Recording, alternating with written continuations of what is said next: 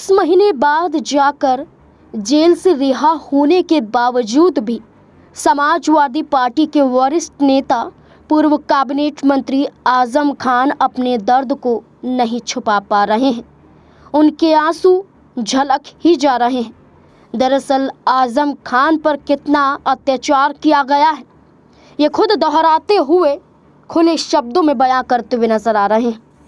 आपको बता दें कि आजम खान अजमेर शरीफ दरगाह बीते दिन पहुंचे थे।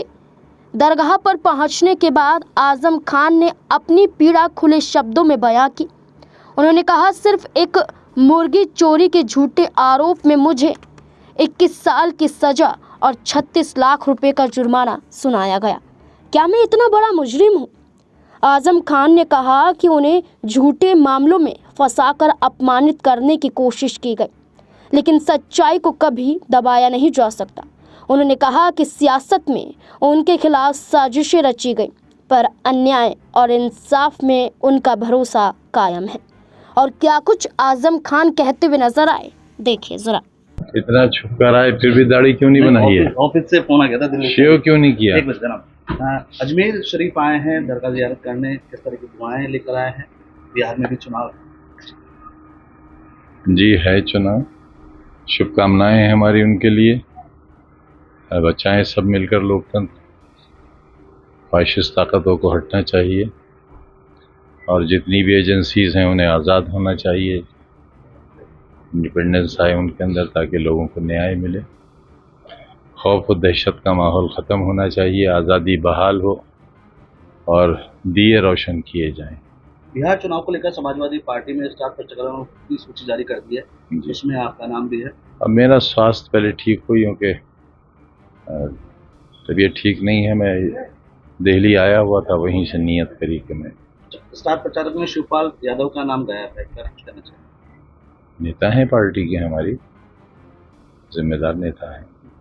अच्छा, 23 साल बाद आप यहाँ हुए हैं, उसके बाद आपका नाम स्टार प्रचारक में है। भाजपा और एनडीए के गठबंधन इसका आरोप लगाते हैं। जाहिर है एक चोर को नहीं होना चाहिए। मुर्गी चोरी कराई है मैंने, की भी नहीं है, वरना मुर्गी तो मिल जाती मुझे। बकरी चोरी कराई है, भैंस चोरी कराई है, किताब चोरी कराई है, फर्नीचर को चोरी कराया है, और एक ऐसा जुर्म किया है मैंने जिसकी पहली बार आपको इत्तला मिल रही है। जो पायल, कान के बुंदे जो बाज़ारों में मिलते हैं, रिपोर्ट में लिखा गया कि सोने के लूटे गए, लेकिन जब कोर्ट में खोला गया तो ये जो बाज़ारों में मिलते हैं वो थे। 4 नवंबर 2016 को एक बहुत बड़ी कॉलोनी बनकर तैयार हुई, जिसके तैयार होने में तकरीबन 1.5 साल लगा। जहां नाजायज़ कब्ज़े बताए जाते हैं वो सरकार ने हटाए। सरकार की ज़मीन थी, सरकार ने वो कॉलोनी बनाई आवास आसरा योजना के, और 4 नवंबर 2016 को ज़िलाधिकारी ने अलॉट कर दिया। 3 साल बाद 2019 में एक मुकदमा कायम हुआ कि 6 नवंबर को हमारे मकानात गिरा दिए गए। 4 नवंबर को बनी हुई कॉलोनी अलॉट हो गई जिलाधिकारी के आदेश से, और 6 नवंबर को मकान गिरा दिए, और मैंने बकरी चोरी कर ली, मुर्गी चोरी करा ली। ऐसा हुआ है हमारे साथ। आप लगता है कि हम शराबें लूटेंगे, शराब की दुकानें लूटेंगे? हम 4थी बार मिनिस्टर थे और जेड सिक्योरिटी थी हमारे पास। हमारी बीवी उस वक्त एसोसिएट प्रोफेसर थी।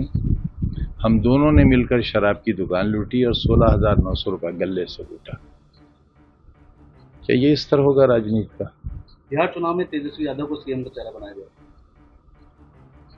अब ये इंडिया गठबंधन का फैसला है तो सभी को मान्य है, इसमें क्या बुरी बात है? अच्छा, चिराग पासवान ने, और हो भी कौन सकते हैं। चिराग पासवान ने एक बयान दिया कि मुस्लिम वोट बैंक हासिल करने के लिए तेजस्वी को सीएम का चेहरा बनाया गया। तो कहाँ समंदर में फेंक देंगे मुसलमानों को? क्या करेंगे? क्या चाहते हैं वो? कहाँ चले जाएं? कहाँ चले जाएं? क्या करें? कैसे जिएं? अच्छा, अखिलेश कुमार यादव कल अजमेर जिले में से।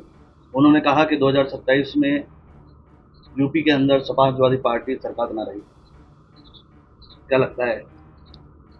राष्ट्रीय अध्यक्ष के तजर्बे मुझसे कहीं ज़्यादा हैं, तो हमें तो ऐसी खबरों से इत्मीनान मिलता है, कम से कम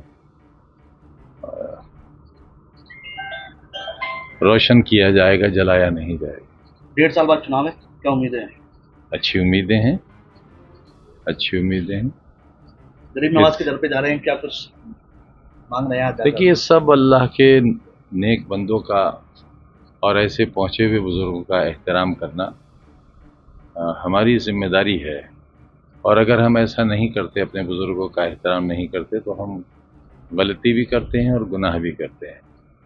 तो मैं एक अल्लाह के वली की दरगाह पर आया हूँ, जाने वाला हूँ, फातिहा पढ़ूँगा और जो अल्लाह से मैं मांगता रहा हूँ वही फिर मांगूंगा।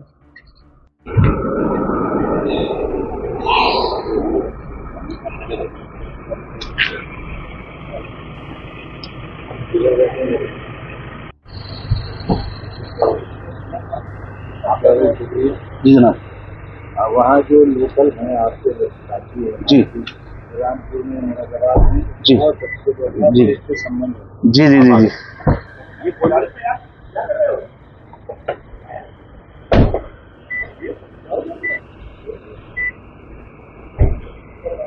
दरअसल आपको बता दें कि आजम खान अपने बेटे अब्दुल्ला, करीबी साथियों यूसुफ मलिक और अनवर के साथ ख्वाजा गरीब नवाज की दरगाह अजमेर शरीफ पहुंचे।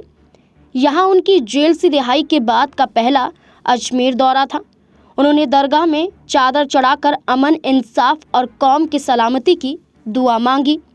दरगाह कमेटी की ओर से उन्हें पगड़ी पहनाकर सम्मानित किया गया। उन्होंने कहा कि यहां आकर उन्हें रूहानी सुकून और नई ताकत महसूस हुई। आजम खान ने कहा कि उनकी लड़ाई अभी खत्म नहीं हुई है, चुनौतियां अभी भी कायम हैं। दरगाह में मीडिया से बातचीत के दौरान आजम खान ने मौजूदा केंद्र और राज्य सरकार पर तीखा हमला बोला। उन्होंने कहा कि आज देश का आम आदमी परेशान है और गरीबों को जिल्लत भरी जिंदगी जीनी पड़ रही है। उन्होंने कहा कि सियासत अब इंसाफ से दूर हो चुकी है और विरोधियों को कुचलने का जरिया बन गई है। अखिलेश यादव के हालिया राजस्थान दौरे के बाद आजम खान की अजमेर यात्रा को सपा की सक्रियता और एकजुटता का संकेत माना जा रहा है। अब देखना होगा कि 2027 के विधानसभा चुनाव से पहले आजम खान क्या जिम्मेदारी निभाते हुए नजर आएंगे।